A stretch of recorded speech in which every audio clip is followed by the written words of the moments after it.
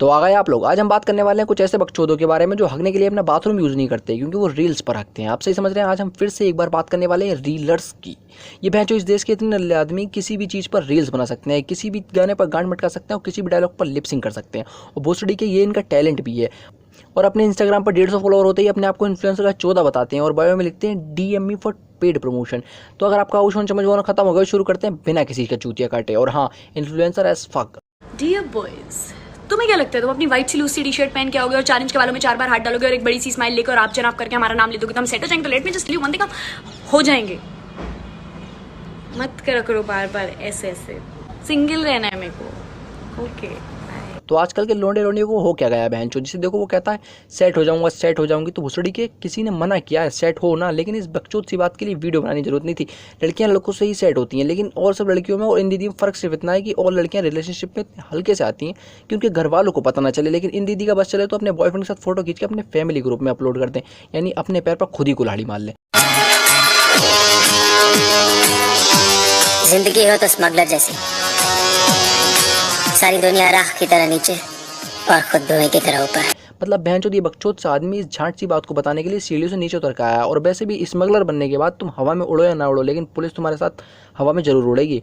Smuggler बनेंगे बहनचोद।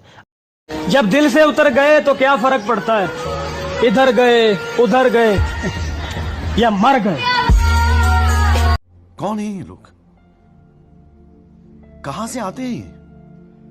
अब देखो, मैंने सुना था लड़कियां पढ़ाई में बहुत तेज होती हैं, लेकिन मुझे इन दीदी की बायोलॉजी थोड़ी कमजोर लग रही है क्योंकि दिल जो लेफ्ट साइड में होता है वो बीच में दिखा रही हैं। और वैसे भी ये कपड़ा नीचे करने की कोई जरूरत नहीं थी क्योंकि जितने कपड़े दीदी ने पहन रखे हैं ना, उसमें से दीदी बता सकती हैं कि दिल कहाँ पे और कहाँ नहीं। सुन मेरी बात, इट्स हर चॉइस।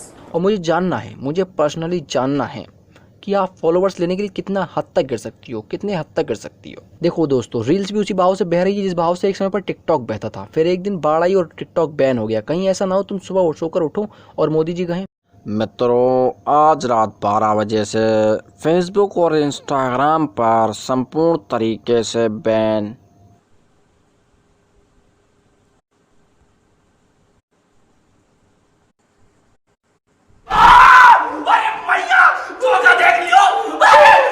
अब तुम सोचो कि तुम ऐसे ही रील्स को स्क्रॉल कर रहे हो, तभी तुम्हारे सामने रील आती है जिसमें पहले पंखा दिखता है, तभी अचानक से इस बुरी तूत वाले प्राणी के दर्शन होते हैं।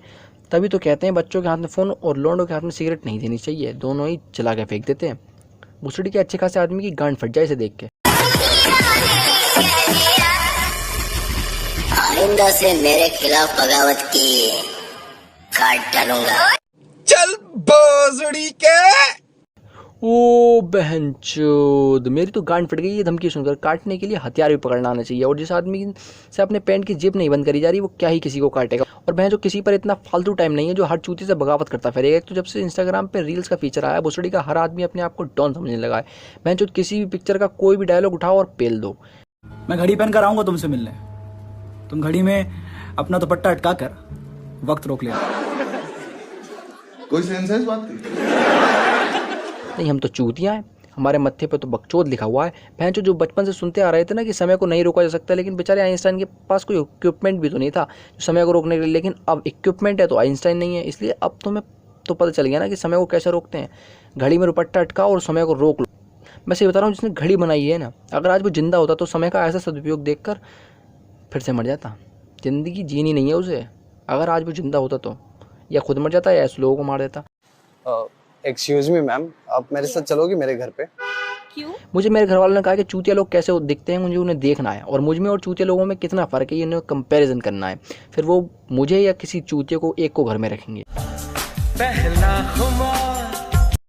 ये वीडियो सिर्फ एंटरटेनमेंट के लिए था, मुझे किसी से कोई हेट नहीं है। और तुम तो इतने समझदार होगे कि किसी के कमेंट बॉक्स में गाली नहीं बकोगे। जो कहना था मैंने कह दिया, तुम तो किसी से जाकर कुछ मत कहना।